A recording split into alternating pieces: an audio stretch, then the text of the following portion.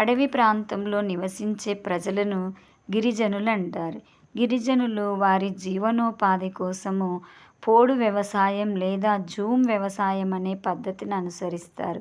అందుకోసం అడవిలో కొంత భాగంలో చెట్లను నరికి వాటిని ఎండబెడతారు. ఎండబెట్టిన తర్వాత కాలుస్తారనమాట.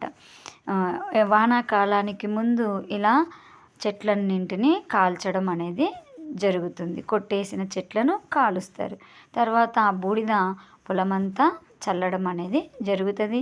మరి వర్షం వచ్చిన తర్వాత ఏదైనా ఒక కట్టె తీసుకొని భూమిలో పొడిచి అందులో విత్తనాలను వేస్తారు. ఇక్కడ వాళ్ళు ఎలాంటి సేద్యం అనేది కూడా చేయరు. నీటిపారుదల సౌకర్యాలు కూడా ఉండవు. రసాయనిక పురుగు మందులు ఇలాంటివి వాడరనమాట.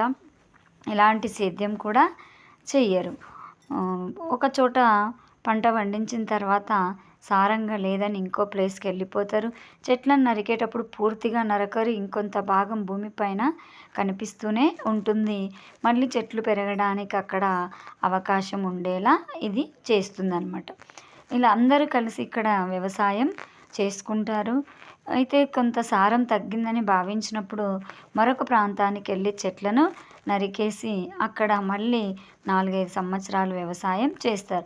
అందుకోసం ఇలాంటి పరికరాలను వాళ్ళు ఉపయోగించడం అనేది జరుగుతుంది. నేటి కాలంలో కొంత మార్పు వచ్చి ఇలా సేద్యం చేయడం అనేది కూడా జరుగుతూ ఉంది. ఇలా పండించిన పంటలో కొన్ని రోజులు మాత్రమే వీళ్ళకి సరిపోతుంది. మిగతా 6 నెలలు అడవిలో దొరికే వివిధ రకాల ఉత్పత్తులను వాళ్ళు సేకరించి మార్కెట్లో అమ్మి జీవనోపాధిని కొనసాగించడం అనేది జరుగుతుందన్నమాట.